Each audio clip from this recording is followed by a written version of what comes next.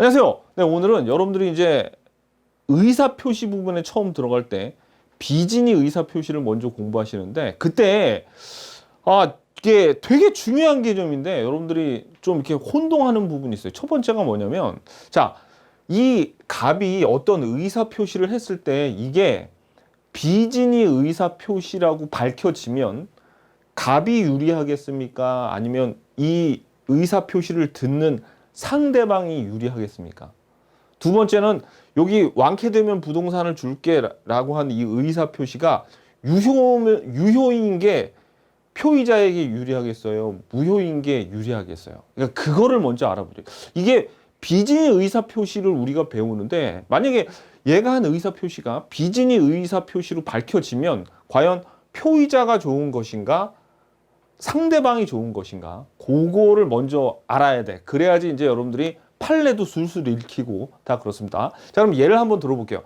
지금 이 상대방 을이 중병에 걸려가지고 병원에 있어요. 병원에. 그래가지고 막 시름시름 앓고 얼마 못 산다고 그래. 그래가지고 을하고 친한 갑이 문병을 갔다가 이 병이 다 죽어 가니까 그냥 이 건물을 줄 생각은 없었는데 얘한테 희망을 주려고 야 네가 만약에 완쾌되잖아? 그럼 내가 이 건물 너한테 줄게. 한번 힘내서 살아봐. 라고 그냥 격려 차원에서 얘기를 했는데 이 을이 그러니까 요거는 얘는 진의가 없었죠. 그러니까 사실은 이 갑은 자기 딴에는 진이 없이 그냥 한 말이에요. 비진의 의사표시인데 을이 이걸 진짜로 알아들었잖아요. 얘가 진짜로 알아들었으면 얘가 만약에 그 말에 희망을 갖고 막 이제 악착같이 막 산삼도 먹고 뭐 어떻게 해가지고 완쾌가 됐어. 그러잖아요. 그러면 이건 유효입니다.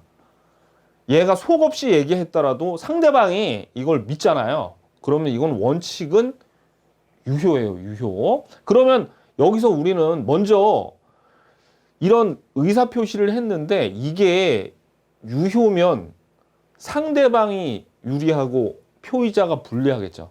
왜? 유효면 이거 줘야 되잖아요. 그죠? 그러면 이 표의자가 어떤 의사표시를 했을 때 그게 무효여야지 누가 유리한 거야. 표의자가 이렇게 얘기했던 표의자가 유리한 겁니다. 자, 그러면 보세요.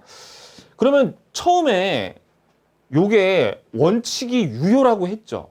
그럼 이게 무효가 되려면은 먼저 두 단계로 나오는데 1단계는 이거야. 1단계는 이 의사표시가 먼저 비진이 표시에 해당한다는 걸 밝혀야 돼. 나 이거 진짜 속없이 한 얘기거든? 이라고 갑이 증명을 해야 돼요.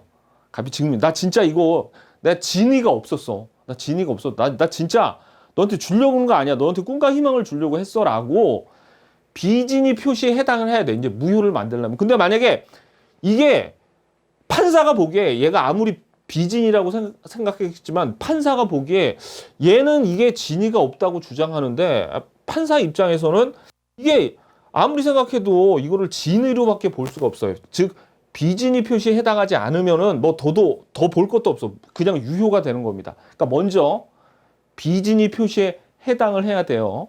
무효로 만들려면 그러니까 이 갑이 요거를 무효로 만들려면 두 번째는 먼저 비진이 표시에 해당하고 두 번째는 뭐냐면 이 을이 이렇게 얘기했을 때 얘가 나한테 꿈과 희망을 주려고 했구나라는 거를 알아야 돼. 또는 거기에 어떤 과실이 있으면 그때 무효가 돼서 부동산 안 줘도 되는 겁니다. 무슨 얘기인지 아시겠죠? 근데 만약에 이게 비진이 표시에 해당하더라도 비진이 표시라는 게 밝혀졌어도 이 상대방이 선의 몰랐어. 그리고 과실이 없으면은 유효해요. 그러니까 어떻게 돼야 돼? 결국 표의자가 여기 자기는 진위가 없었다는 것도 없었고, 그 다음에 요 악이 또는 이 을이 과실이 있다는 걸 밝혀야지 두 단계가 돼야지 이제 무효가 되는 거죠. 자, 그러면 한번 봐봐요. 만약에 여러분들이 판례를 읽거나 시험 지문에 이 표의자가 한 말이 어떤 의사표시가 비진이 표시에 해당한대요. 비진이 표시에 해당. 근데 비진이 표시에 해당한다는 걸 좀 더 어렵게 얘기하면 내심의 효과 의사가 결여가 됐다. 이렇게 더러운 표현도 써. 그러니까 이게 같은 말이에요. 이런 경우면 자, 둘 중에 누가 유리한 거예요? 누가? 그렇지.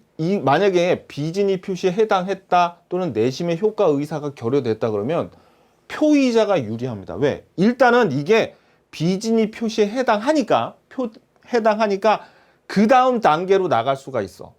얘가 이제 악의 또는 과실이라는 걸 밝혀지면 무효. 근데 만약에 비진위 표시에 해당하지 않다 또는 내심의 효과 의사가 결여되지 않았다, 진위가 있다 그러면 아예 2단계까지 가지도 못하고 비진위 의사 표시에 해당하지 않아. 그럼 그냥 유효가 되는 거예요. 무슨 얘기인지 아시겠죠? 오케이. 자, 그러면 우리 기본서 49페이지에 보면 사직서에 관련된 이런 판례가 2개가 나오는데, 자, 이 근로자 갑이 여기 사장한테 사표를 냈습니다. 이게 의사표시죠.